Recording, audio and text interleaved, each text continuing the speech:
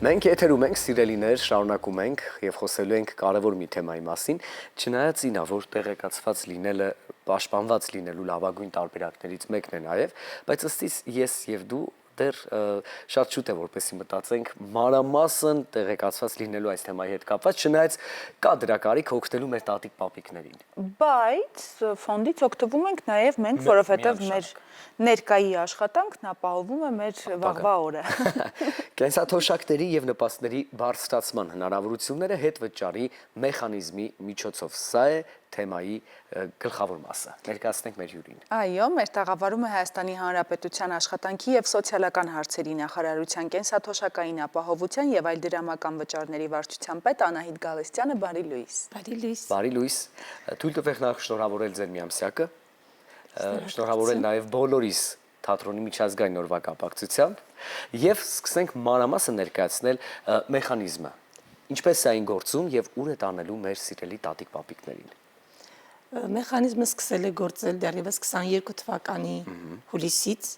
ինքը բավական զարգացումներ ունեցավ, բայց մեր տատիկ պապիկները ընդամենը զգացին մի բան։ Սկզբում ստանում էին 10% հավելումը, հետո ստանում էին 12% հավելում, իսկ այ 26 թվականի հունվարի 1-ից արդեն ստանում են 20% հավելում։ Հիմա հասկանանք, թե սա ինչ է իրենից ներկայացնում, ինչ է նշանակում։ Մինչև 26 թվականի մարտի 1-ը կենսաթոշակը կարելի էր ստանալ ինչպես փոստի միջոցով, այնպես էլ բանկի միջոցով։ Նրանք, ովքեր ստանում են բանկի միջոցով, դա մենք անվանում ենք կենսաթոշակի վճարում անկանխիկ եղանակով։ Ունեն կենսաթոշակային քարտ, հատուկ քարտ։ Այդ քարտով կատարում են անկանխիկ վճարումներ ցանկացած խանութում, ցանկացած իր ապրանք գնելիս։ Կարևորը, որ այդ գնումը, քարտով վճարումը ամրագրվի ՀԴՄ պոստով, պոստ տերմինալով, այսինքն չլինի առցանց վճարում, որտեղ հաշվից է փոխանցվում եւ այլն։ Այդ վճարման դեպքում կատարված գումարի արդեն ասեցի 10, 12, իսկ այս տարի արդեն 20%-ը վերադարձվում է կենսաթոշակառուն։ Այդ տեսեք մի քիչ ավելի հասկանալի ասենք, հա։ Մարտ ամիսն է, հիմա մեր տատիկ պապիկներն այդ քարտերով 1000 մի գնումներ են արել։ Սննդից սկսած, հագուստ, անապրանք, անհրաժեշտություն եւ այլն։ Երբ որ մարտ ամիսը կավարտվի, բանկերը կամփոփեն, չէ՞ որ այդ կենսաթոշակային քարտերը սպասարկում են բանկերը։ Յուրաքանչյուր բանկ կսպասարկի, թե կենսաթոշակառուն այդ քարտով ինչքան անկանխիկ գործարքներ է կատարել։ Գործարքների ծավալը կտա Աշխատանքի և սոցիալական հարցերի նախարարության միասնական սոցիալական ծառայությունը։ Ուրեմն ծառայությունը յուրաքանչյուր բանկից կստանա մեծ ցուցակներ, որտեղ գրված է թե որ կենսաթոշակառուն ինչքան գնում է արել։ 10,000 դրամի, 20,000 դրամի, 50,000 դրամի, ինչքան որ կատարել է։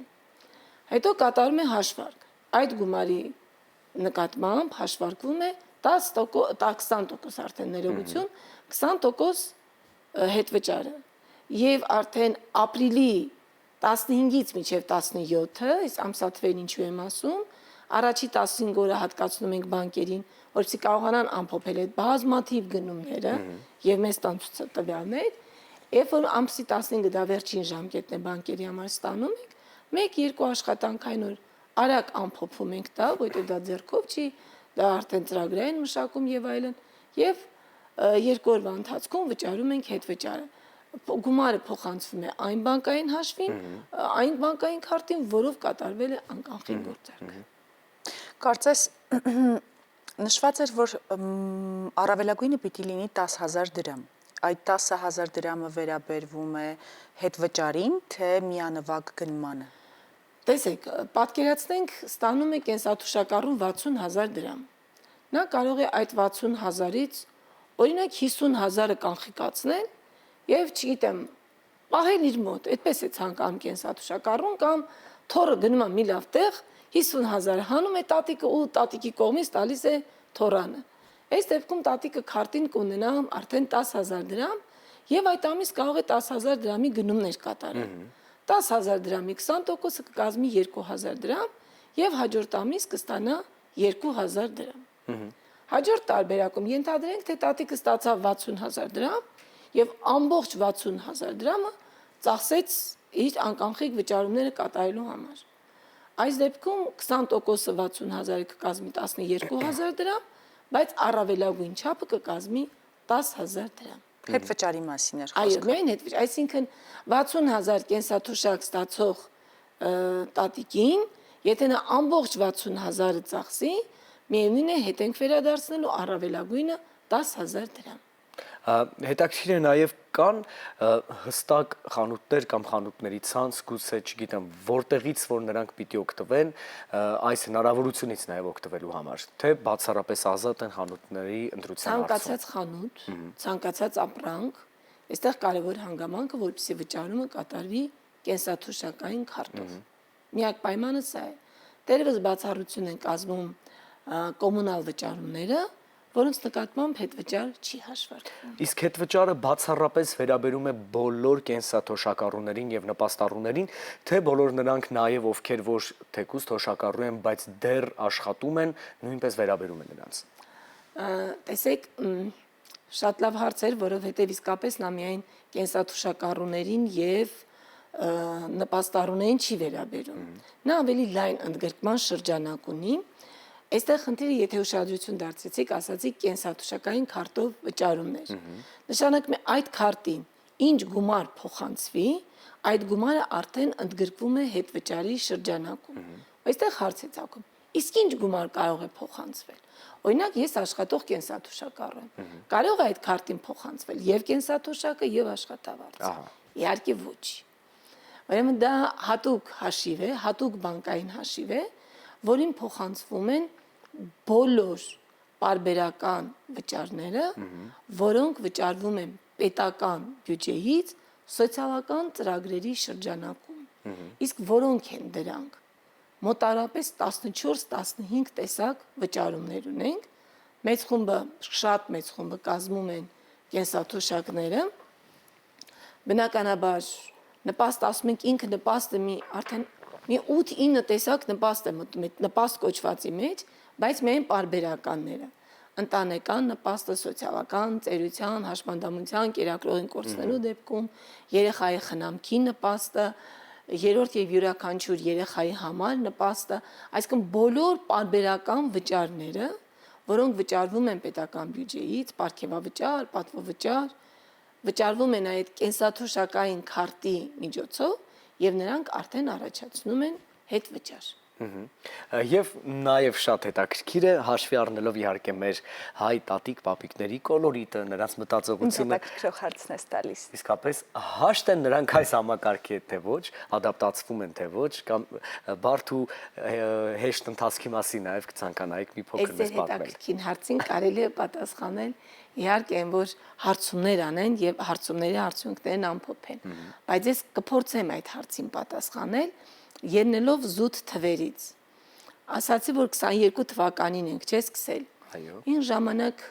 գուցե ճշգրիտ թիվը չեմ ասում, բայց էական չի դա, որովհետև տասնյակ հազարի մասին ենք խոսում։ 10,000, 20,000 մարտ ամսվա տվյալներով, որ արդեն մարտի 17-ին թե 18-ին վճարումը գնաց, մենք ունեինք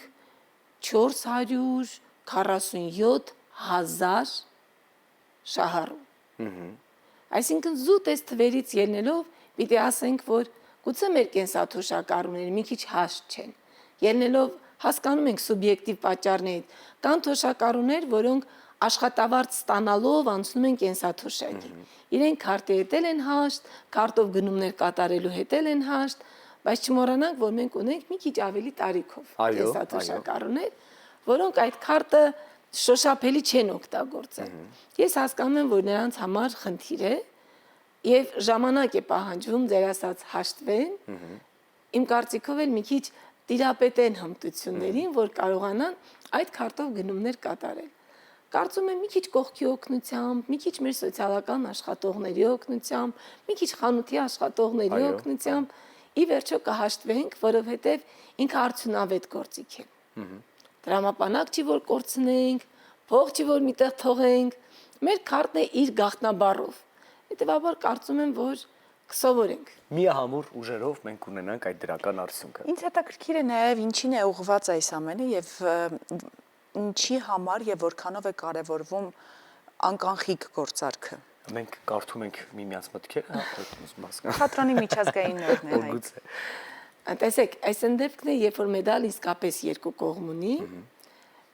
մի կողմը սոցիալական հարցն է, մյուս կողմը ընդհանուր տնտեսական հարցն է։ Մեր կառավարությունը աշխարհում անկախի գործարքները դա այսօրվա եւ ապագայի հեռանկարն է, ավելի նույնիսկ անկախի գործարքներն են սկսում ավելի հետաքրքիր բնույթ կրել եւ հետաքրքիր ձևով դրսեւորվել։ Տեսեք, մենք մեր այս փոքրիկ հասարակությունում քարտից արդեն անցել ենք վճարումով, հավելվածներով եւ այլն, չգիտեմ թե 1-2 տարի էլ ինչ հետաքրքիր մեթոդներ կունենան։ Այսինքն նախ սա անխուսափելի է։ Ինչքան շուտ պատրաստվենք այդ զարգացող հարաբերություններին, այնքան լավ։ Երկրորդ, այս դեռ տնտեսական կողմն եմ, հա, ես ներկայացնում։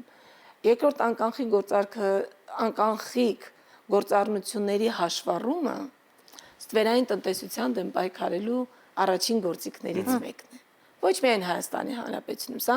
համընդհանուր տնտեսական միտումներ են, որ ես ներկայացնում եմ։ Այսինքն եւ ընդհանրապես մենք ընդունեցինք անկախի գործառնությունների մասին օրենքը, որի նպատակը հենց դա է, որպեսզի մեր գործարքները տնտեսությունը լինի հնարավորինս թափանցիկ, հաշվառելի, դրանով արդարացի եւ սոցիալական եւ հարկային տեսանկյունից։ Բայց մեդալի երկրորդ կողմը, որ ինձ շատ հետաքրքրում է եւ ես այդ կուզենայի ներկայացնել, հարցի սոցիալական կողմն է, որ հնարավորություն է տալիս սեփական վարքագծով ունենալ լրացուցիչ եկամուտ։ Շնորհակալություն սպառիչ պատասխանների համար, սա կարծում եմ շատ կարևոր հարցազրույց էր բոլորիս համար։ Օրվա դրական շարունակություն ենք ձեզ մաղթում եւ մենք էլ շարժվում ենք առաջ, շարունակելով Առավոտ լուսոն։